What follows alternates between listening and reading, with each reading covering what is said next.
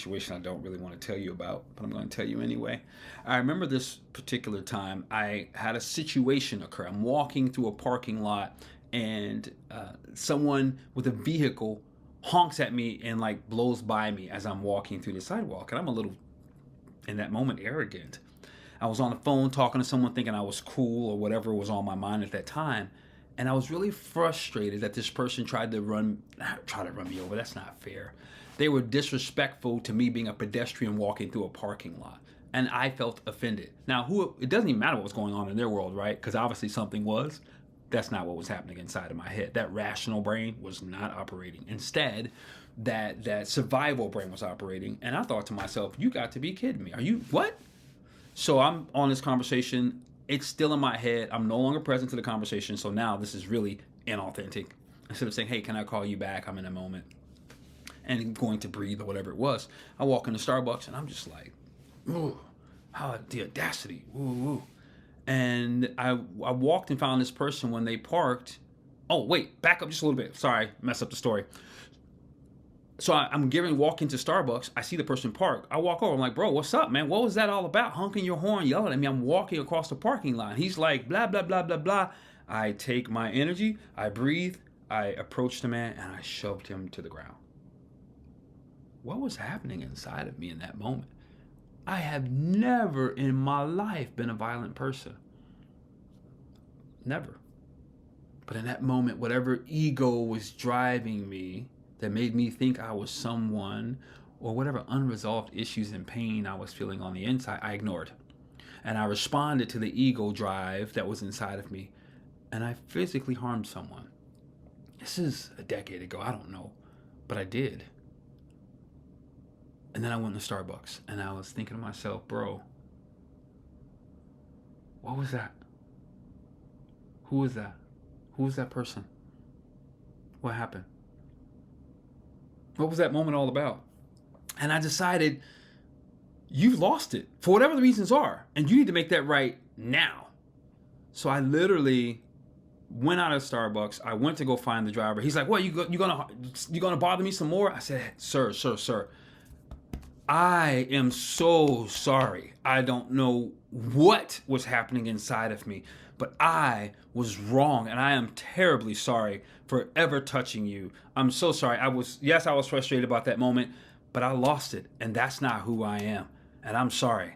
I might have apologized for something in particular that was happening inside of me. I don't remember, but I knew that I had to get back to authenticity. I could have gotten away with the shove, and I'm like, don't you ever do that again.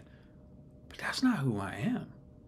So I tell you this embarrassing moment because it's public and I don't feel very good about it to this day. But what was important is that I got back to my authentic self to find out what was happening inside of me. And the authentic state was, you don't do that. That's not who you are. So I needed to go make it right immediately and attempt to work on that. And then do more internal work to find out, hey, why is there still a fuse inside of you that hasn't been shut off? You see, it could have been easy, as I said, to stick to that, but I had to begin to do more work. And for most of you, it's also true. You'll go off on somebody, you'll do whatever it is you want to do because you're responding or reacting, shall we say. You're reacting, which means you didn't give it thought, you didn't process so that you could do what is more responsible, and that's respond. But responding required me to go within first. And as I told you, instead of going into Starbucks, I went to go find the gentleman, which didn't give me time to respond. It only gave me time to react. So I want to encourage you, when you start to embrace your authenticity, that is going to require some risk. You're going to fumble through the process. You're going to try some stuff and it's not going to work. And you're going to have to offer some apologies about where you really are versus what you portrayed. That was an extreme circumstance. I hope that's not yours. To allow you to really begin to tap back into who you are and begin to discover that. It's going to take that because in order to find your personal brand and show up authentically in this world, you've got to be willing to be vulnerable. Yeah. That means opening up, expressing what's truly there, being willing to be embarrassed, being willing to tell the truth about what's happening with you, not about the situation, not about sharing all your business. I understand that. I'm talking about what's going on in the moment, and if it requires you to share, that you're willing to do that. or that you're willing to go seclude yourself and get some assistance. I literally called my son and said, hey, I had one of the worst moments in my life, and I'm calling you to tell you because I feel terrible and I want to make this right in my life. And I helped him become accountability in my world because that's not who I am, and nor I want to show up that way. So being vulnerable is that last component that you're going to have to continue to tap into. And in order to do that, you want to think about this idea of creating your unique proposition. Now, when I say your unique proposition, here's what I mean.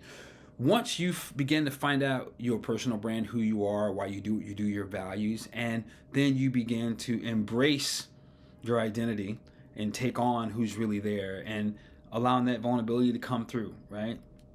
You move into this idea of creating your unique value proposition. Basically, what do you bring to the world? Who are you?